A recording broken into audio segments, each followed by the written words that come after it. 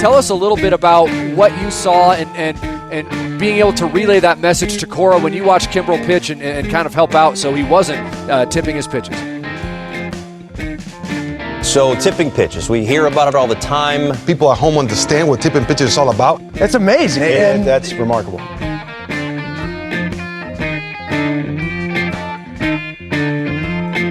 Alex, do you feel back? Do you feel back and better than ever? I'm feeling more back than I think have ever felt back in my whole life. But are you feeling better than ever? I'm feeling better than ever. Best shape of my life. Can you feel the energy crackling between us right now? Or is that just the shock that you just got from sitting down again? I keep getting shocked in the new apartment. It's been a problem. There's a lot of new rugs. You know, we're working it out. We're working out the electricity situation. We're also working out the sound situation. The home studio is not yet a home studio. It's a home, 2 microphones sitting in a mostly empty room that sounds really boomy. So hey. I apologize to all my audio files in the chat. You know, it's bothering me more than it's bothering you. Trust me. I was like, audio file? What, like MP3s? M4As? M4A? Waves? Can we do some waves? Jesus. Can we do some AIF?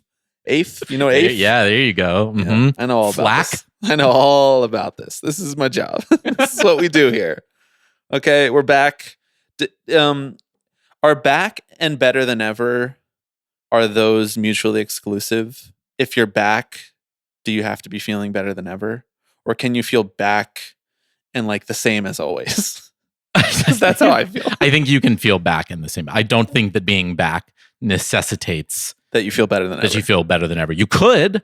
So that makes it then, I mean, they're not mutually exclusive, but they're also not exclusive. Mutually exclusive is a tough phrase for me. I don't like totally, if I had to define it, I don't know what I would say. Mm-hmm. It's like when one thing can happen and the other thing can happen, but they don't exclude each other. You know, so if you are back, it's not either you could be better than ever, but you don't have to be better than ever. Right. So they're not mutually exclusive. Okay. This is a good lesson in linguistics on the baseball pod that we've taken 3 weeks off from. Hey, man. More things change. What I really wanted to talk about in the cold open here is a couple big things happened in the world of Rod recently. And that is A-Rod. That is Alex Rodriguez, number 13 for the New York Yankees. Heard of him? What number did he wear for the Mariners? 3? Okay, great. Should we consult your ribcage tattoo of all of his different jerseys over the years? 2 big things happened in the world of A-Rod. The first one happened this morning. He drove the first lap at the Indy 500. It's just it was not the I don't know what the race was. It's an IndyCar race, but it's not. You told the me Indy you 500. watched it. Well, yeah, but I watched his part. I watched the first lap. How fast was he going? Not very fast. Here's the thing about driving those cars. Really hard. Yeah, you got to be a pro. Mm-hmm. And he's a pro in many things, but not. And he'll be the first to tell you. He has a PhD in failure. No. A master's in failure and a PhD in getting back up. Right, exactly. Mm-hmm. So if he crashed that car, he would be able to get out of it just fine. Exactly. He did that this morning. And a couple of weeks ago, while we were on our hiatus, and, you know, I was really thinking about coming back early for this, but I held off because rest and relaxation is important. So I hear he hit a half-court shot to win $10,000 for a Bucknell student at a basketball game. Mm-hmm. Which of these 2 things do you think has a bigger cultural footprint? That's what I wanted to start out talking about today. I think almost certainly the half-court shot is a bigger cultural footprint than driving. You're probably right. What do you mean by cultural? Which one matters more? Yeah, the if you had to erase one off the face of the earth, which one would you choose? Well, because the half-court shot, there are stakes there, right? Mm-hmm. Oh, here, drive a lap in a car where no one else is going to be around you. He's an asset. He won $10,000 for that student. And he was so excited. That was the most excited I've ever seen him. More excited than when the Yankees won the World Series, frankly. Yes. Yep. He swung that man around. It's also funny because it's like a child on a playground. This is a guy who has had opportune moments to celebrate a few times before, right? And oftentimes he's doing it on a field with a bunch of other grown men who are also at the peak of their athletic ability and achievement and stuff. And I thought not as many opportunities to celebrate as we might have wanted. Well, as we might have thought at the beginning of the career. That's right. You're right about that. Because he failed. But I think it's really more times than anyone. But he got back up. I think that also more times than anyone. It was funny seeing him to come here to do the pod in person. Sitting there, he's trying to push down the I think his tendency to celebrate, right? You can see him like start to jump a little bit in the air, and then he has to like hold himself back because like, why are you jumping around? Well, it's like, it's not like you have a bunch of other men who are gonna jump around you and like. If you think about it like too long, you start to think about the fact that like $10,000 to A-Rod is not that much. And if he missed the shot, he probably should have just given the kid $10K anyway. Mm-hmm. Yeah. He probably should match the $10K. There's a lot of things going on here financially, but the pure bliss of him hitting that shot. I mean, if you haven't seen it, link in the description. I encourage you to stop listening to this podcast and go watch it. Mm-hmm. So that when you come back, we can all he's wearing a tight, slim fit, bright orange Bucknell Bison, I believe, is their mascot. Mm-hmm. T-shirt. He's looking trim. He is looking real good. He's back. He's better than ever. Jacqueline has that man in shape. We're not going into Jacqueline chat on tipping pitches. That is a bridge too far. All right. Well, we're back on the pod. Later in the show, we have a conversation with our friend Steve Sladkowski from the band PUP. We talked a little bit about the Jays. We talked about baseball. We talked about a number of things. We started to get into our music conversation, and then we stopped short because the rest of the conversation that we had with Steve, about another 45 minutes or so. The longer part. Hey, man. What can you say? We got into AI in the Brutalists. Mm-hmm. We got into auto-tune. Yeah. We got into the tendrils of global capitalism and how they have effects on the music industry and the baseball industry alike. And jeans. Of course. I mean, I'm wearing jeans right now. You're wearing cords. Yeah. Coming in hot to the pod on a Sunday afternoon in cords. I'm wearing $10 jeans from BJ's. That I got bleach on this morning. So if you're wondering why this pod sucks, it's because I spent all morning inhaling bleach fumes cleaning the bathroom of my old apartment. Not just for normal reasons. It sucks for a specific reason today. And if this pod is good, I want to be very clear. We have a new pre-pod routine. Right, exactly. My nose will be burning every Sunday. How do you know that wasn't my pre-pod routine already? You don't see what I do. You're right. To get ready. Right, you don't. So the rest of that conversation with Steve is available on the Patreon and has already actually run on the Patreon. So if you're a patron, you've heard the back half of the conversation. Get ready for the front half. Okay? Just as good. Maybe not. I don't know. But before we bring Steve in, we're going to talk a number of, tipping pitches adjacent news items that have happened over the last 3 weeks since we podcasted. And before all of that, I am Bobby Wagner.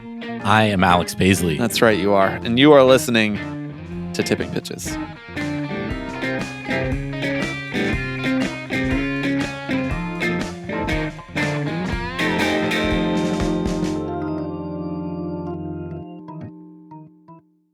Thank you to this week's new patrons.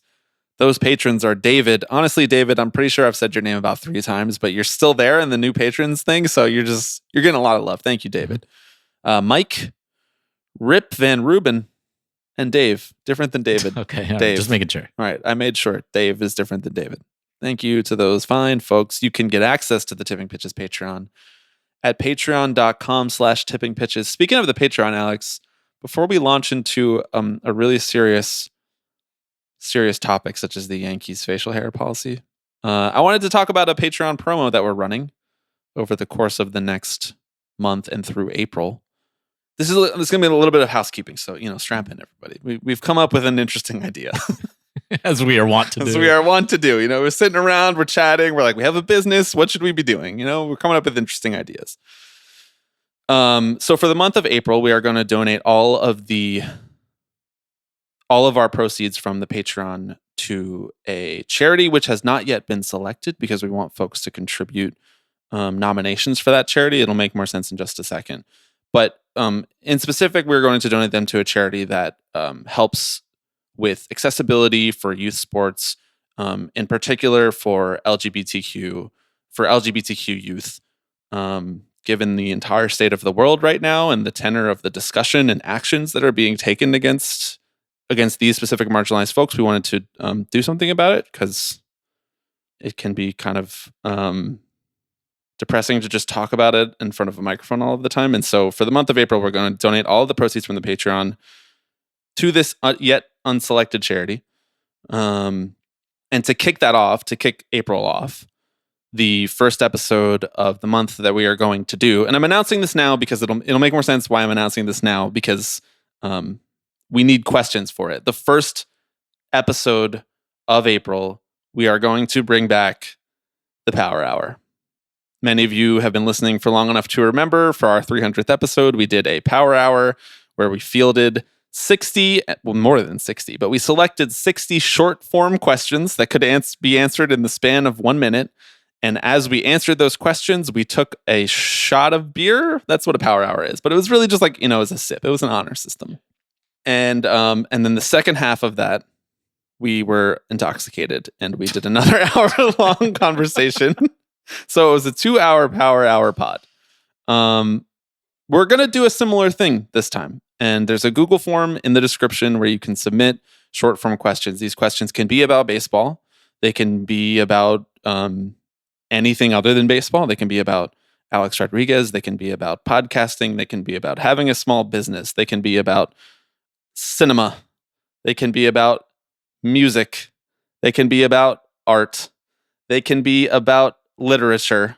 They can be about urban planning. They can be about New York City mayoral politics. Could be about jeans. Could be about jeans. If you'd like to talk about jeans, if you think there hasn't been enough jeans chat on the Tipping Pitches podcast, please submit a question about jeans. They just need to be short enough for us to be able to answer in the course of 1 minute, because we're going to move question to question to question as we do the Power Hour. If you don't know what a Power Hour is, it's one sip of beer every minute for 60 minutes. It's a lot of beers. It's going to be fun. It's going to be fun. It's also going to line up with my birthday, so, we're going to celebrate.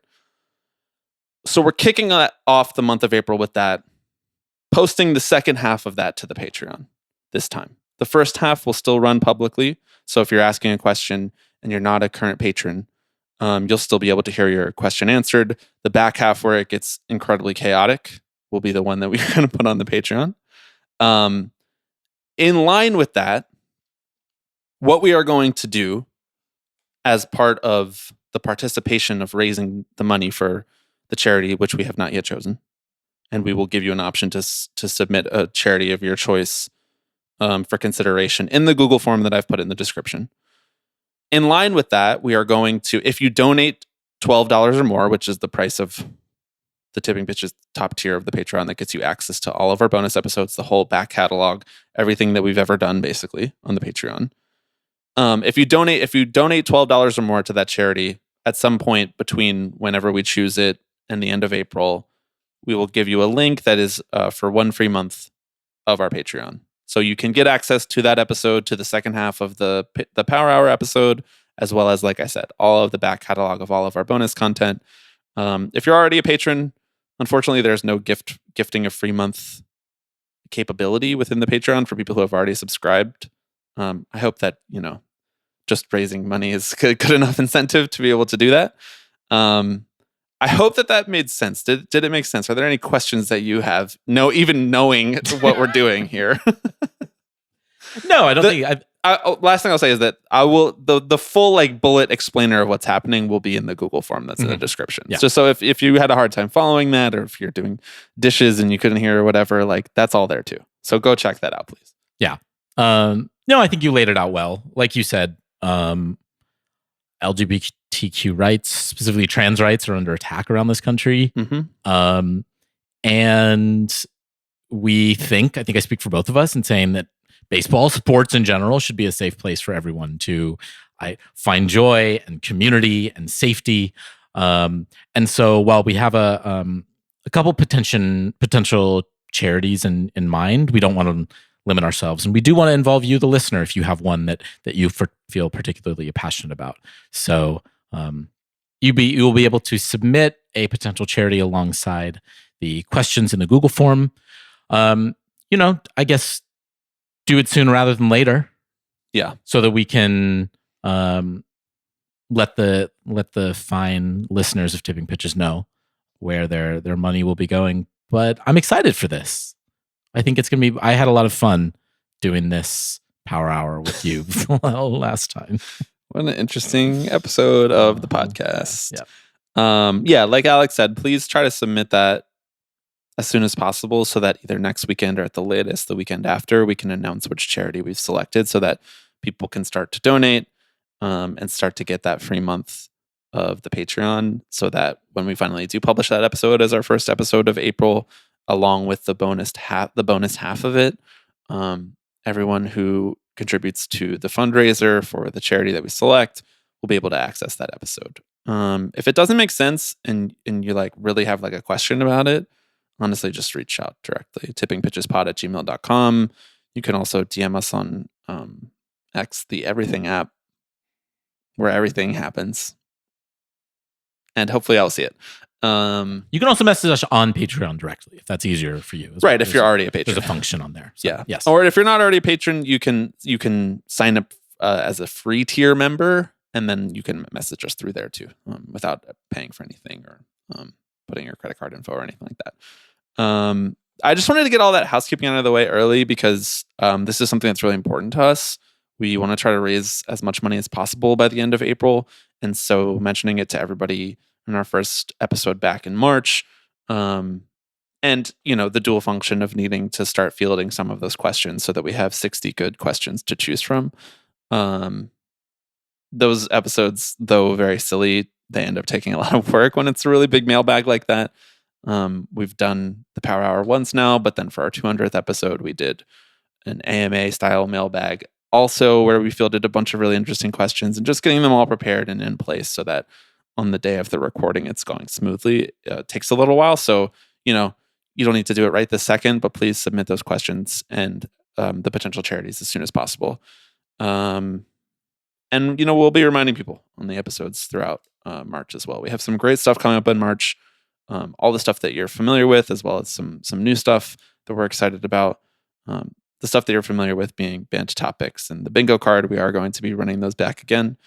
That's it. I'm going to take my housekeeping hat off now, and I'm going to put on my facial hair grooming hat. How about that for a segue? We're talking about the New York Yankees, Alex. It's a nice hat. I just didn't expect it to be a fedora or anything, but okay. Have you ever worn a fedora? You definitely have. I know you have. You were in there was a period of time when I dabbled. We're talking like 2023. Yeah. Well, right. I was a little embarrassed to wear it over here, so I left it at home. Okay, but great. Anyway, I don't think not too much of a teaser on the next Tipping Pitches merch, but oh, merch. The Yankees have rolled back a policy that is 50 years old, 52 years to be exact. I believe they rolled it out in 1973 about whether or not you're allowed to have facial hair beyond just a well-kept mustache. Now you can have a well-kept beard. Just dream big, I guess. Yep. Are you pumped? Are you pumped to see some beards on the New York Yankees, or are you disappointed? I'm disappointed. Okay. And they were holding the line. What do you fear now? They were the last remnants of a baseball culture that frankly didn't care what people thought, but also deeply cared about what people thought. Right. Very image obsessed. If you're just becoming a baseball team who you can just wear a goatee now. Mm-hmm. If you're on the Yankees, mm-hmm. you can just wear a chin strap. Mm-hmm. You gonna think of some other bad facial hair that people could wear? What, you can wear a mutton chops? That would be cool. That would be cool. Actually. See, now I'm sort of pro the change. So the facial hair policy, I would have been fine. You would have been fine for the last couple of years. I've been going mustache, although sometimes I do let the rest of the beard grow in, and they would have been on my ass about that. You, on the other hand, now you can be a New York Yankee finally. One thing holding me back. Right, exactly. I mean, your UCL is in better shape than their current ace, who, by the way, needs to bring back his beard for the love of God. Oh my God, please. I'm talking about Garrett Cole. He looks like Michael Myers without facial hair, and he was a handsome guy in Houston and Pittsburgh with his beard. He needs to bring it back. But I fear he might not because he's been Yankee pilled. Mm-hmm. I love the Aaron Judge being like, I'm disappointed by this. Is that what he said? He was kind of like, I liked the policy. Yeah. I liked that it made us different. And I think he had some quote to the effect of like, if this was going to be the thing that prevented you from wanting to come to the Yankees, you wouldn't have succeeded here anyway. God, he's so cool. That's so sick. Along with this change, they are also making a drastic change to the post-game music selection. If the Yankees lose the game, they will no longer play New York, New York by Frank Sinatra. Previously, they played it, come rain or come shine, come win or come loss. Mm-hmm. And now they're like, you have to get the W to get New York, New York. Frankly, it was embarrassing that it wasn't this way already. So you're just getting toasted by your rival, and then on the way out, everybody's pissed, and they're hearing the same song that they play if they win. That's amateur hour stuff. I've come to expect better from the New York Yankees. One day, you're going to wake up and look around, and the sport you thought you knew will no longer exist. Right. How long before they kill God Bless America in the 7th inning? How long? It seems like it's on death's door at this point. What's next? Peanuts or Cracker Jack? Mm-hmm. Right. What's next on the chopping block? Inflation. You can't have both. We're like the last pod to talk about this issue. So what's your unique take? I think that isn't this what Steinbrenner initially wanted anyway? Right? He asked Sinatra. He said, "Can we play your music at Yankees games?" But I think that his initial. Oh, I thought you were talking about the facial hair thing. Oh no, sorry. No, I think he made that up. I think he was the reason that it was there at all. I'm pretty sure that I read in The Athletic that Steinbrenner had initially intended to just do a rotation of Sinatra songs after losses. The New York Times is Athletic. Anyway, yes, the New York Times is Athletic, the everything paper. The gray lady. And then Sinatra was like, we have to play it after every game. Right. Yeah. He was such a loser. I mean, great songs and everything. He did exactly what he wanted to do with his career, other than the whole, like, he had debts to the mob. But like, what a loser. I just really like that a spokesperson had to come out and say the phrase, "There will not be a specific Yankees lost song." A lot of people are asking questions already answered by my shirt. What would you play for the Yankees lost song? I would play Celebration. Right, yeah. Ding Dong, the Witch is Dead, maybe. Ding Dong, the Witch is dead. No, I would play with the A's play after a win. Yeah, for when the Yankees lose. Yeah, Cool in the Gang. Exactly. Mm-hmm. I like that one. Do the A's have to stop playing Celebration by Cool in the Gang because they went to Sacramento? Because they are no longer cool nor gang. Right, exactly. They probably are going to still play it. I'm probably, yeah. I mean, they are also not the only sports team to like play that. No. But it'd be amazing if they were. They're like, we're the only ones that know about this song. This really famous song. I think they should. I don't think they will. I'd like the Yankees to play the Macarena when they lose. So I'm just walking out, just like really jacked out doing the dance. You can't see right now, listener at home, but I'm doing the Macarena.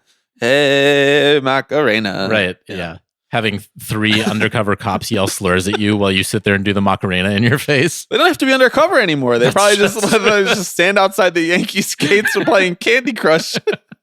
Eric Adams is still mayor, you know? Not for long. Not for long. Not for long. You know who's coming? You know who's coming. Andy. That's right. Okay. Do you have thoughts about ESPN and Major League Baseball mutually ending their deal to broadcast after 2025?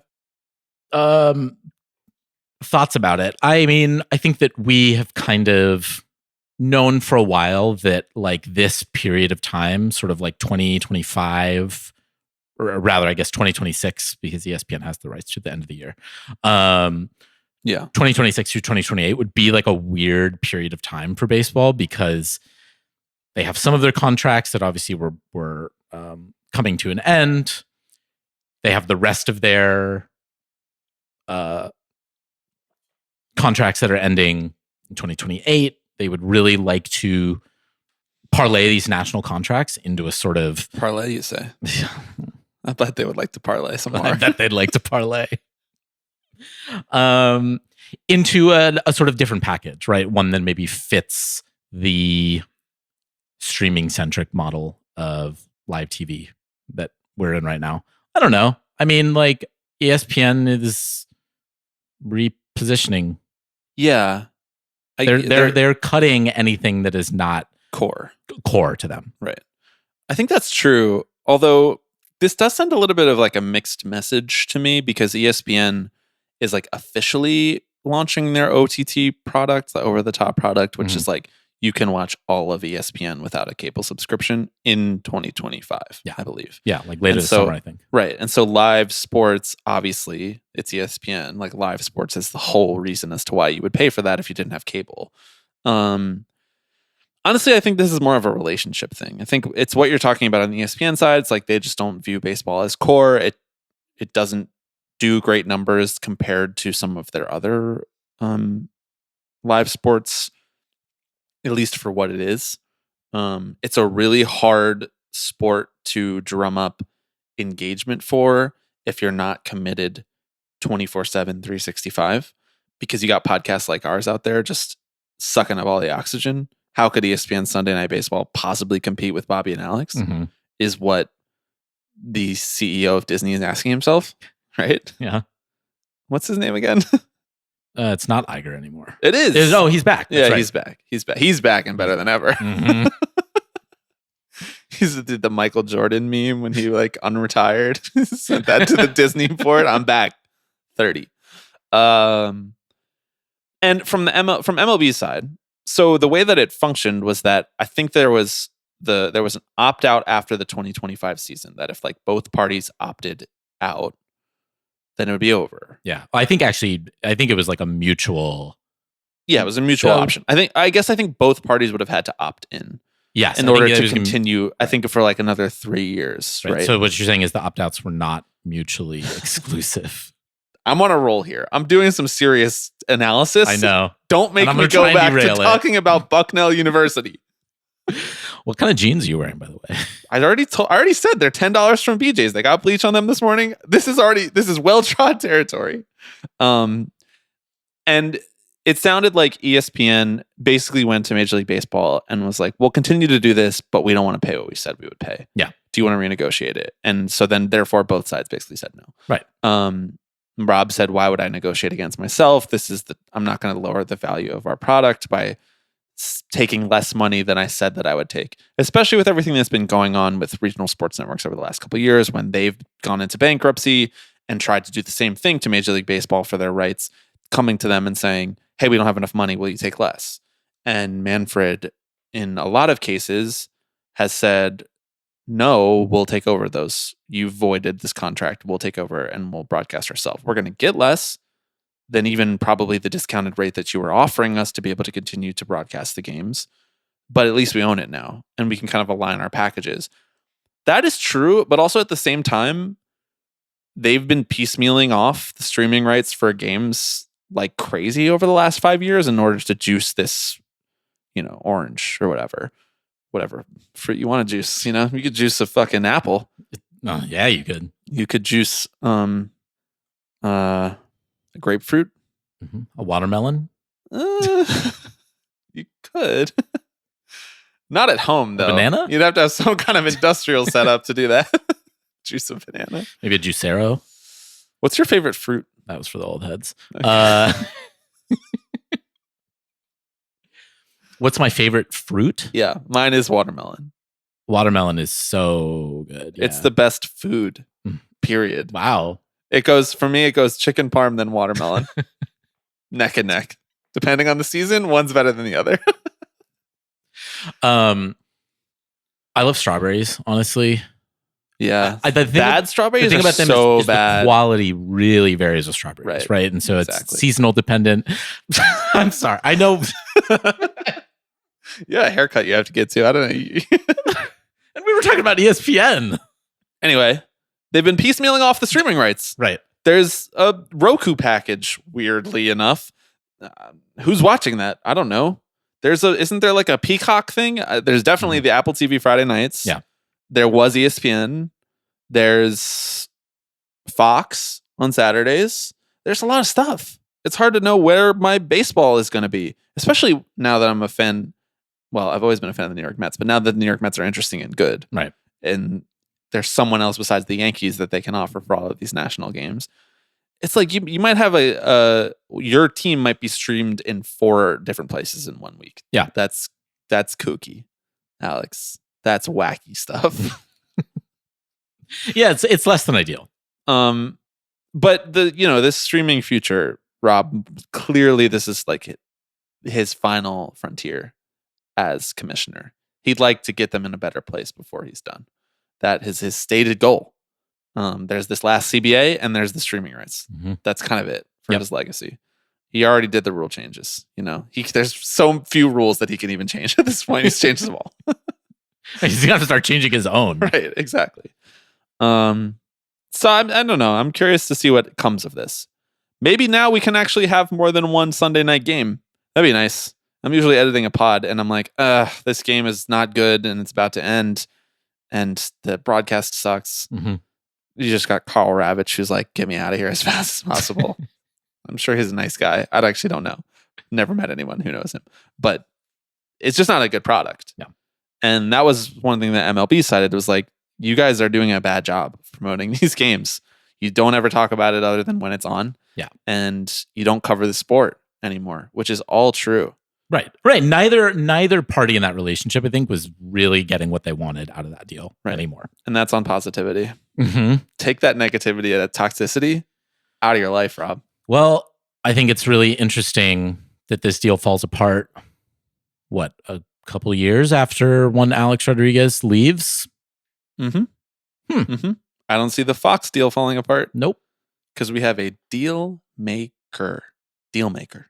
And now he's officially won his arbitration as owner along with Mark Lowry of the Minnesota Timberwolves. And so he has a whole room over there set up to continue to make deals. Dude, this is going to be a banner year for us.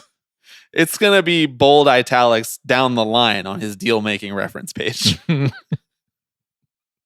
Okay, last thing. Well, there's a couple things that have changed along the MLB ownership lines in the past few weeks. None of them are really that interesting. Are any of these interesting enough to talk about? Larry Dolan died. Okay, R.I.P. I guess. Right. Was not even really the control person, and his family's on the way out anyway. But I do. We will need to talk about the incoming Guardians owner soon. Okay. Tease alert. Tease alert. Boy, you like multinational alternative investment strategies. Oh, that's the only thing I care about. You like bespoke investment vehicles? Yeah. The Tipping Pitches Patreon is a bespoke investment vehicle. You're investing in the content game. Justin Ishbia has pulled out of wanting to buy the Minnesota Twins. Cool. It's unfortunate. Maybe I don't know. It sounded. Yeah, exactly. Right. Maybe. Yeah. I don't know. The Padres ownership situation has cleared up since the last time we talked. It's gone to the Seidler brother and not to Peter Seidler's widow.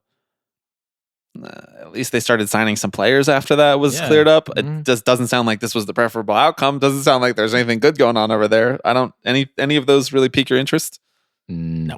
All right, great. Well, then the fourth and final thing that I wrote down to talk about before we get you out of here so you can get a haircut was that you told me when you got to my apartment today that within the last week you've run into Anna from Red Scare and Nick Mullen in the streets of Manhattan. Run into might be putting it a little strong. Right, but would you like to weigh in sort of on whether or not you consider those encounters to be like your peers, more or less, here on the Dirtbag Left? Mm-hmm. Mm-hmm. Yeah. Well, here, so do you feel part of a community is what I'm asking. I do have some thoughts about Red Scare that I want to get into right now. Right. Okay. Yeah. Are you ready? The floor is yours. Should we do this? The floor is yours. My new apartment, the boomy new room that you're hearing, it is in Times Square. So now you can share these thoughts about Red Scare. None. I have none. I don't want to. Tell you the truth, I don't know what that is really. Like, that's in the Alex explain it to me zone. Like, I know the two people that are on it, and one of them was on Succession. Mm-hmm. And I've never listened to a single second of it. You do a good job of like strategically avoiding the kind of some of the cultural flashpoints in the podcasting world. like things in my day-to-day life make me angry enough. Mm. I don't need to like go seek out other reasons to be like mad all the time. I do. Just like gotta feel something somehow. Well, I'm telling you, like that I experience agita in my day-to-day life. I don't need to then sort of like rage bait myself getting involved in arguments in the podcasting world because it's my profession. You know, it's just like it's too close. That's my thoughts. That's fair. I don't really tweet very much anymore, and so it's really great because you did for like win, 3 weeks. Well, yeah, I know. Yeah, no, that was glorious. But I win all the rage bait arguments because I just have them in my mind. I'm like, right. I've just owned you with facts and logic. You're like, there's like a little Ben Shapiro in your head. Yeah. Facts don't care about your feelings. Truth Dasha. bombing. Truth bombing Anna from Red Scare. Okay, well, this was a fun return to podcasting, I guess. I hope everybody will fill out that Google form, send us a question. Again, a question that can be answered in 1 minute, because if it's not a question that can be answered in 1 minute, we can't select it. I'm sorry. They might be great, but it can't be part of a power hour because we need to answer 60 questions, 60 minutes. This is the rule, okay? I also hope everybody will enjoy our conversation with Steve Sladkowski, which we are going to go to right now.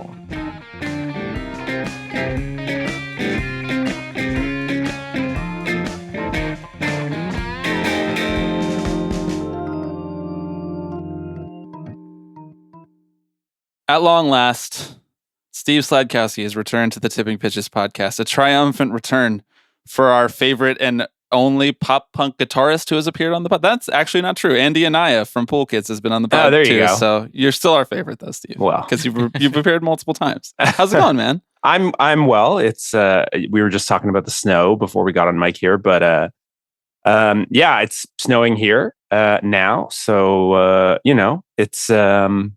it's a good day to stay inside and talk to y'all about sunnier weather and baseball.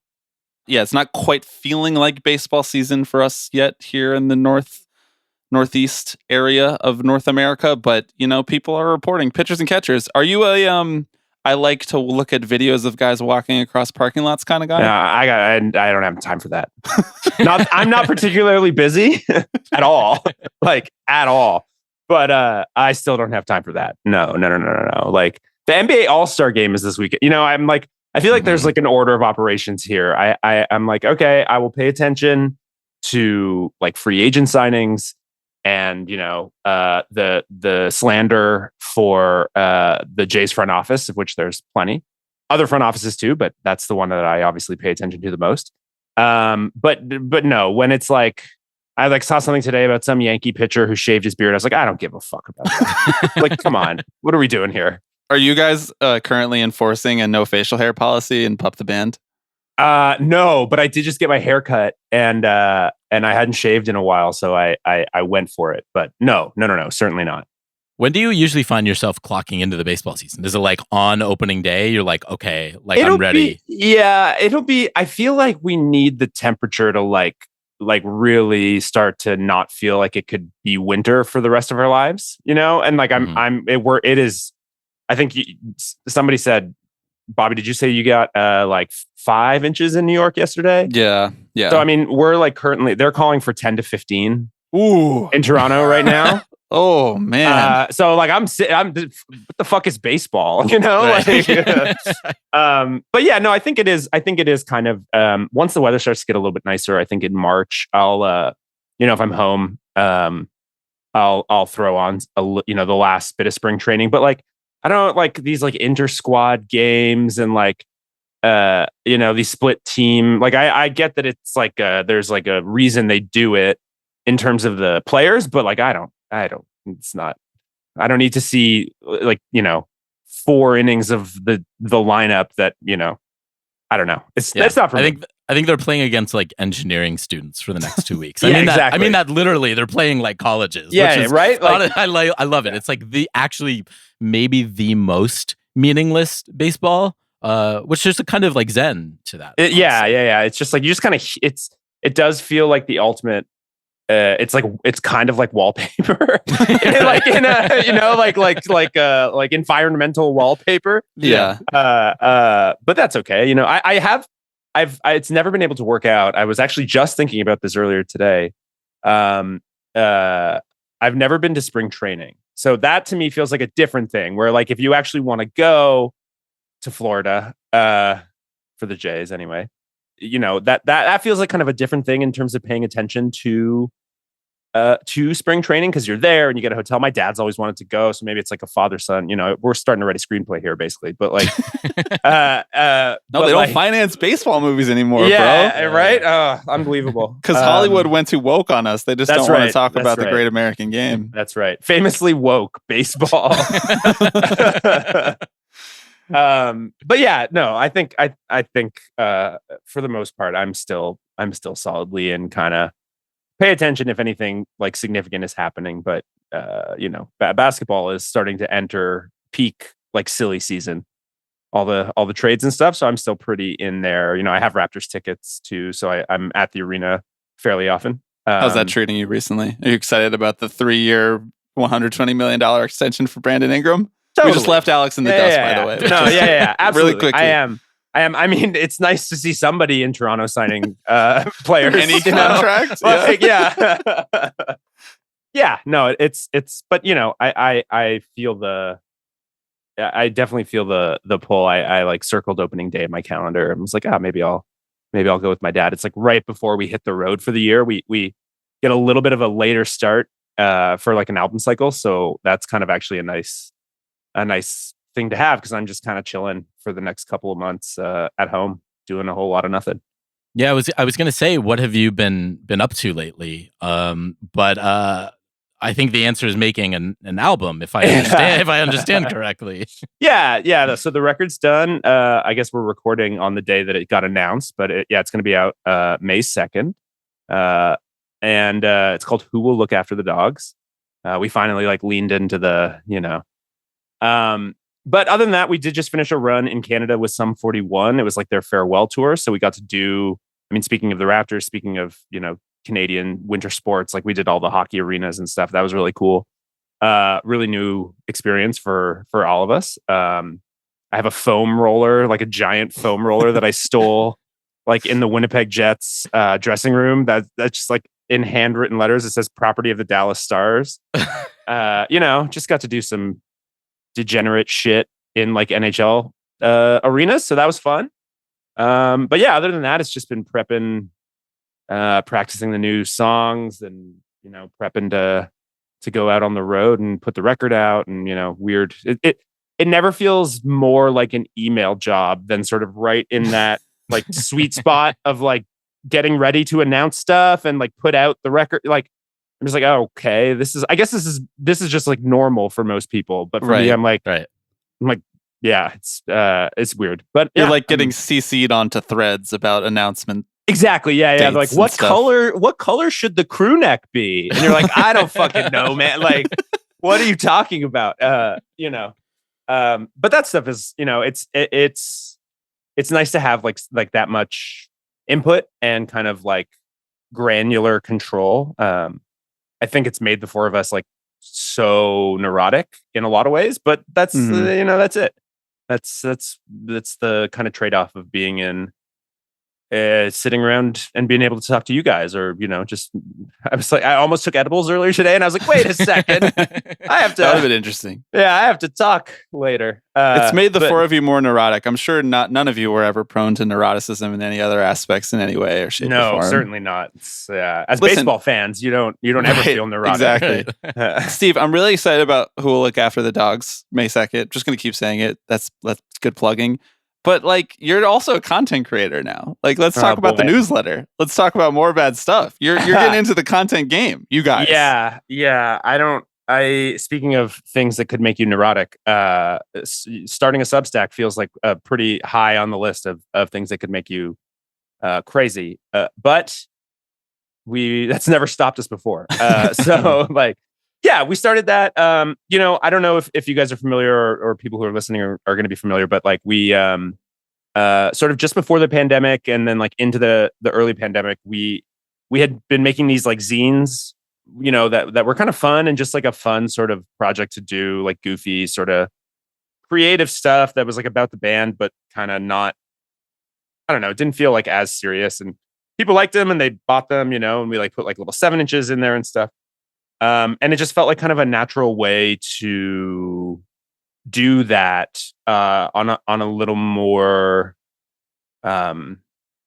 informal basis, kind of in a way, like when you're actually putting out like a physical product.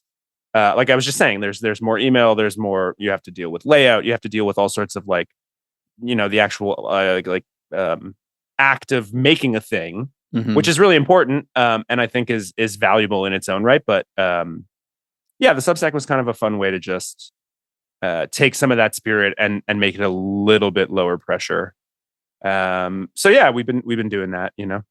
I'm hesitating because I know we want to talk baseball stuff and music stuff. We can so we can bounce back and forth. It's what, but how are you feeling about the Blue Jays this year? It's a super hard pivot. Also, I'll just say that like there's more coming on the Patreon.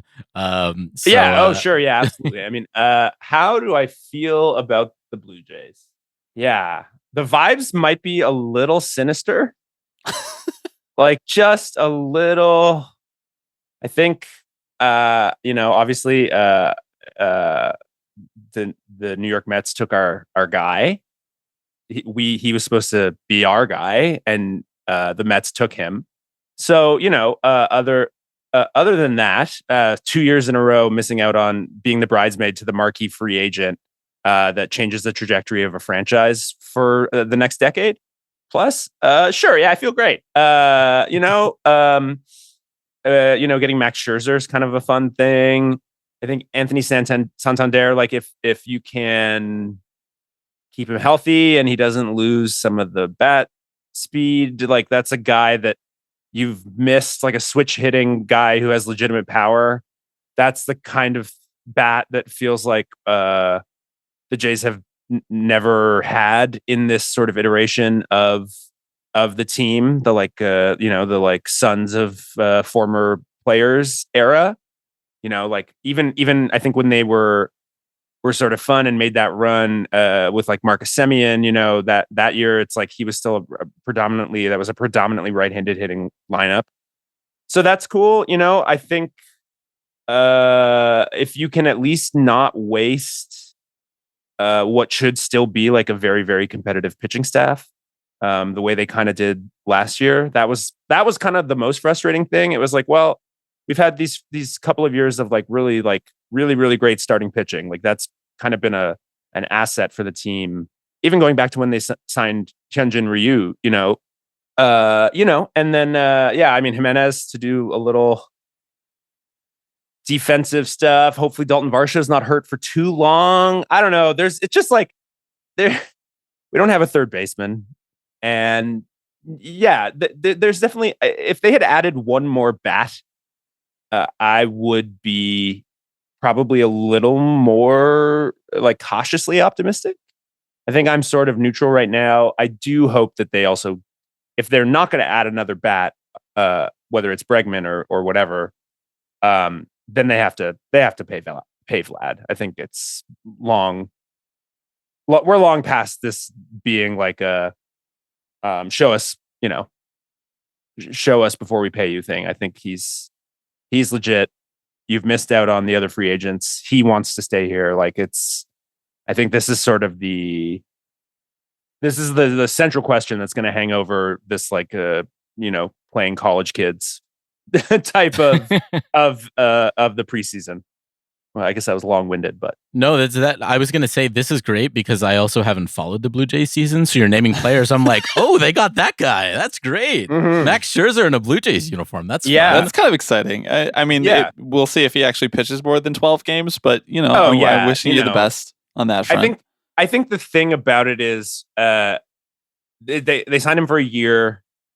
You get a guy who just, I think, as much of like a veteran presence in the clubhouse in a way that I think is always useful. And, it lengthens the bullpen a little bit. They picked up that guy from the Phillies who they drafted, right? Jeff Hoffman. And after like 2 teams failed him for his physical, which yeah. We'll just ignore that part. He's a good reliever. Totally. It's just, I think it's like, it's just one of those things where it's sort of like, all right, well, like Springer's another year older. You're not sure what you're going to do with Vlad. You're not sure what you're going to do with Bo. Something's got to be figured out here. And, Atkins and Shapiro are still the brain trust. And I can't see that lasting much longer if they don't get, to mix my metaphors here, to like make the layup of like signing Vlad. But yeah, we'll see. I don't know. I mean, looked at a couple different ways. I think the Blue Jays offseason is actually like better than most people are giving it credit for. I think because they were so publicly in on so many different guys who were like, okay, that would have made this the best offseason save maybe for the Mets, because any team that gets Juan Soto, it's like, okay, they had the best offseason. It's Juan Soto. Coming in third on Sasaki, coming in third on Soto, coming in third on Ohtani. Like, really rubbing it in here. But it's like, it's easy to make fun of that stuff, but also looked at from another perspective, a lot of teams are coming in 28th on these guys. I mean, like they are doing enough to make it enough of a destination. And clearly, I guess Rogers is willing to invest selectively, which is more than, it's a low bar, but it's more than you can say for a lot of teams right now. So I guess where do you net out on the like state of being owned by a telecom company who's like at varying times interested or not interested in competing in a sport? Yeah, I mean, it's I think the thing I'll say about like the Rogers ownership and the sort of like broader, the Maple Leaf sports and entertainment of it all is basically just like, they're doing a great job and you'd like to play their stadium one day? Me sick, me need money now. Like, no, I think the thing about something like that is you realize very quickly when the team is good, actually it's better for you as like a corporate owner, which I like should be obvious, but I don't necessarily think even for like individual lunatic owners or like, ownership. It's like, if that were the case, then why did you trade Mookie Betts owning the Red Sox? Right. Like, but I think basically like realizing that, you have to spend a bunch of money to upgrade the stadium, which they've done, to make it a more enjoyable game experience. Cause that the team's not exactly there, but they've spent the money to make the changes to the park that I think make the atmosphere even better. And I would argue, actually, for the most part, it's a pretty good atmosphere in Toronto, especially when there are division rivals in town. Even if there are Yankees fans or Red Sox fans, when the Yankees and Red Sox are there, like those games are fun. Anytime Ohtani's been in town, it's been great. And obviously these are the draws of baseball, but it's like, it's not the St. Louis Cardinals. Like it's a big city. The stadium is downtown. It is right on the subway line. So like they're realizing that they're going to spend money in ways that actually will make the team better, both from a vibes perspective and from an actual like on-field talent perspective. I wish my cell phone bill was cheaper. Like, that's kind of you'd the thing. Feel a little better if you were helping pay that salary. Like, I'm like, you charge me so much money. Why don't you go fucking spend it? Like, yeah. I don't know. I think that's sort of it. But like, it's kind of always been like a beer company, a beer conglomerate used to own the team. Like it's just sort of been that's been the case in Toronto. There's no Mark Cuban. There's no George Steinbrenner kind of type. I guess Mark Cuban doesn't own the Mavs anymore, as we've seen. He's told anyone who's willing to listen that he had nothing to do with what's going on with the Mavs. I had to tell a lot of people for the last 2 weeks. But yeah, like that's just historically not been in like a deeply like Protestant sort of like showing of Canada.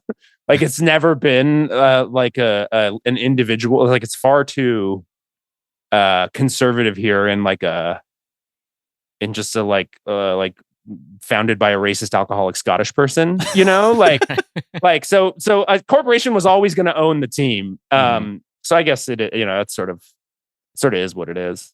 Have you had a chance to stay in the like left field hotel suites yet? Not since I was a kid. Yeah. So we went. There's like home video, like my mom or dad. I don't know where it is, but like there is home video of me there when I was like a little kid. But I haven't been up there since. Blake Murphy, who I think is a friend of the show, obviously is one of my best friends. And I also did the music for his show on Sportsnet. He lets me get in on his little ticket discount. So usually if I'm buying tickets, I'm just like, hey Blake, hey man, yeah. So like, yeah, we should have a beer, but also, can I get a ticket for? Damn dog, how does it feel to be in the smoke-filled rooms? Yeah, shaking hands. It's the beers are the same price, unfortunately. I didn't even think about the fact that this is the first time you've been on the pod since you did the music for the pod. How does it feel to be introduced by your own music onto your segment? That's like, it feels like I'm supposed to go on stage now. Like, that's no, it's great. I'm so glad that worked out. I'm glad that you guys liked it. I always have fun doing that sort of stuff because I feel like I get carte blanche to run with a silly idea. Yeah. In a way, like for you guys kind of taking Green Onions and sort of being like, okay, here's like a tune that I haven't thought about since I was like, not thought about, from a kind of nuts and bolts perspective since I was like in high school, when I was like playing, with like just like a white kid from like a middle class suburb playing blues music, as you do. Cool. Like, what's cool is the blues and jazz. Maybe jazz is also cool. Totally. I'm calling people cats for some reason. I don't know. Like, you have a feather behind your ear. Like, what's going on here, man? Man, when I was in music school, my aunt totally just was like, "Well, he's in music school. Like, I guess I'll get him a pork pie hat for Christmas." How long did that last? Did you ever wear it out of the house? No, I don't think I did. I think I actually was just like, oh my God. Like, and also I was not good enough at jazz. Like, like you have to be like so serious about jazz. Yeah, dude. To even consider like that. And I just was like, I can play the music, but like, I'm not living and breathing it the way. Anyway, as I digress. But yeah, like being able to kind of think about like Green Onions in a way that was like, okay, what are the sort of like, it already kind of feels a little bit like baseball music. It has like the organ, the Hammond organ, and like all these kind of component things. And I really do love Steve Cropper as a guitar player. So that was fun to just kind of be like, okay, what if I can, get weird with it? And I guess you guys never put out the like second mix that I had with the screaming, but maybe we'll bury that. We didn't put it out, Steve, but I'll tell you one thing. Every time I hear the intro, I hear your voice, even though it's not there. It's like a ghost limb. I just hear you just saying it. This is great content. We're like talking about something that nobody else listening to this podcast is going to know about. This is perfect. Here's who's going to know about it. The Patreon feed. You want to hear Steve screaming during the Tipping Pitches intro version? Go over to the Patreon feed, patreon.com/tippingpitches. That was amazing. I mean, incredible work by you. In some ways, it's almost too special to be the intro. How could we live up to that? I know. Oh, no. I'm just glad honestly, I'm glad that I didn't have to do many revisions. It just was like, oh, cool. The first idea was the right one. That's good. I like when that happens. We were honestly, like, wow, I can't believe someone made this with their hands. That's amazing. Can you? I don't even know what I would have said back to that. I'm like a non-confrontational person as it is, let alone like, you're just making this song for us. It sounds like Green Onions. Great. Like, what am I going to give you notes on music? I mean, you could, hey, I was hired by you. So the client's always right. That's right. Especially when it's a jingle. No, it's not a jingle, but it's theme music. It is theme music. But no, it's funny, like kind of connecting it all, but like thinking about that first idea and like trying to run with a first idea is something that I like historically from like a creative perspective, even with the band, have not ever like fully trusted myself with. So that was actually something, I think that was my mindset when you guys like reached out to me to do the music. Like I was already trying to force that mindset on myself a little bit, just because I found while we were writing this new record, which is sort of like, it was going on kind of while I did the music for the show, I was getting like too into my head and like overthinking things and just like not trusting myself. And so I sort of would come up with something that I liked, if we were working on a song, and if nothing stood out to anyone, even if I thought what I was doing was like ridiculous, right? Or just like too out there. Like if nobody really reacted in the moment, I would just sort of like hang with it and be like, cool, this was my first idea. Like, I'm just gonna chill here. And like, it's interesting to, like there's still obviously editing going on and things would change, but it's, I guess, a nice sort of, spot to allow yourself to kind of, for any creative work to just sort of like allow yourself to trust your judgment as like a person creating and making work. So that got a little philosophical, I guess, but I think that resonates for myself and a lot of people, honestly, right? That idea of you put something to paper, it's the first thing that gets down, and you say, well, like I already feel like I have a better idea, right? And I feel like so rarely are you sort of pushed to just say, stick with that one thing, like you had that idea for a reason, right? It popped into your head for a reason, like stay in that rabbit hole, go deeper. And I feel like that's where we, as hashtag content creators, I think where some of like the most fun ideas come from, right? Is where it's like a batshit off the wall thing. And it's like, wait, like stick with that. There's something in that we can like build upon and maybe turn into something that actually feels more coherent. My creative process is like, I try to wait for the first good idea and then trust that one. But I like flush a lot of terrible ideas first. Not just like weird creative stuff that I'm trying to figure out, but like, if I use headline writing as an example, Alex and I used to work together at our student newspaper, and we would have a defined amount of space to put a headline on an article. And I would actually legitimately intentionally think of 10 terrible headlines before even trying to think of a good one, just so that by the time my brain was actually activated to think of the good one, I felt like I could trust that one. Almost like swinging a bat with a donut on it. Like you're not actually even trying to, tee up a fastball that you're seeing come in. You're just doing it just to do the motion, so that when you actually go to do it, your brain's like, oh, this feels easy. I'm actually thinking of a good idea for the first time. Yeah, like actually warming up is not like, it's not a joke. Like it feels goofy to say like, oh, like these like podcasts or music or like, art, whatever, like these sorts of creative pursuits, like you can, what do you mean you have to warm up? But it is like, it's remarkable how much of a difference that makes when you can do it. Like, we were just on that Sum 41 tour and we're like put in these fucking hockey like dressing rooms. And I was like, oh my God, like I can stretch. Right. And you're I'm like, not in a green room that's 5x9. Yeah. Or like, we play some bigger venues now too that are like, the green rooms are a little bit nicer, but even then I'm like, holy fuck. Like, yeah, I could bring in like a yoga mat and like do 20 minutes of stretching before we go on stage and play the guitar.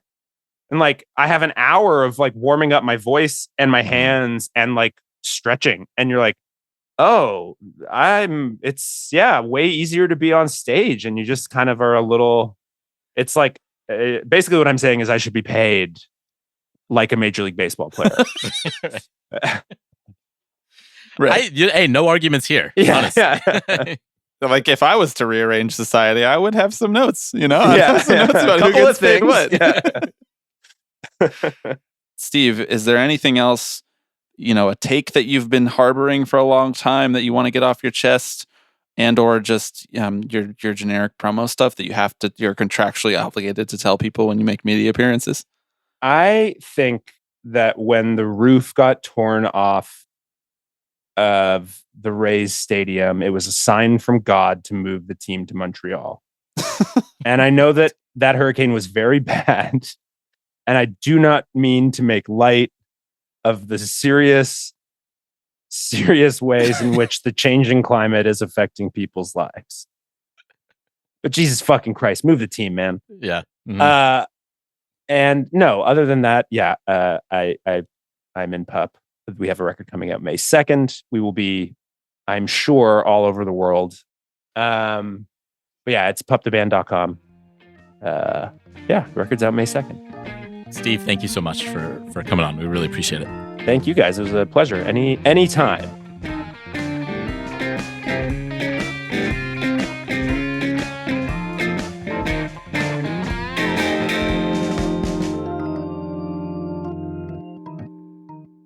Okay, thank you to Steve. Thanks to you, Alex. Thanks to the higher ceilings in this room that's making it nice and boomy, so people can really tell that we're here in the same room. They're hearing this. We just call this ambiance. We call this ambiance. Patreon.com/tippingpitches. Fill out that Google form. If you're not already a patron, filling out that Google form and then eventually donating and sending the receipt from that donation will get you 1 free month of the Patreon. To be clear, also not filling out the Google form will get you that as well. You don't have to ask a question. Yeah, true. This is true. There's so many ways to access the content. You know what I will say is what? They are also, though, not mutually exclusive. You can ask a question and also donate to get the free month. You can do whatever your heart desires. You kind of can do it. Honestly, like for us, it's if you have the right intentions, that's what matters. Mm-hmm. Check out the band PUP. New album coming out in May. Couple new music videos. They have a newsletter. It's really good. I read like a 20-minute long newsletter that Steve wrote this morning about unnamed audio company. It was good. Good newsletter. Nice work to our friend Steve. So check them out. And thanks again to Steve for coming on and helping out with both the public feed and the Patreon feed. We got a lot of great stuff coming up in the month of March. Don't have time to talk about that right now. Appreciate everybody for listening. Thanks for hanging tight while we took our 2 weeks off because I was moving. And because rest and relaxation is important, is what society says. Alex, send them off. Just do something funny. I don't know. Should I make like a face? I don't think that'll translate. Okay. You could make a face and I could describe it. Okay. But no, I think everybody's kind of sick of hearing me. Right. For sure. I'm just gonna go to the New York Times and just kind of read. You want to talk Keir Starmer? I don't know what you're saying. The UK Prime Minister? Oh, sure. Okay. I thought it was the guy from Severance, Keir. Yo, actually, real quick before we go. That's right. Have you ever one day looked up and looked around and been like, oh my God, I'm on Stan Twitter? Because this happened to me with Severance, but unwittingly. I know I'm on Mets Stan Twitter or whatever, or That's curious. Or Taylor's, whatever. Because you're a Phillies fan, right? Yeah, but I enjoy Severance. I've been watching the new season. Pretty good. It's pretty good. People maybe got to chill a little bit. Okay, well, this is what I'm going to say is that so I'm scrolling through my X the Everything app, right, and seeing tweets about how this episode's amazing, my jaw dropping. I'm like, interesting that you're only seeing things about Severance since it's supposed to be the Everything app. Curious. Looking into it. Anyway, I just I started to notice the tone of the tweets becoming more and more nothing like this has ever been shown on TV before. Oh, I know. That's what I mean. Or the performances in here have actually made me rethink about how I'm going about my life. Yeah. Ben Stiller might need to be put into the Television Hall of Fame for this.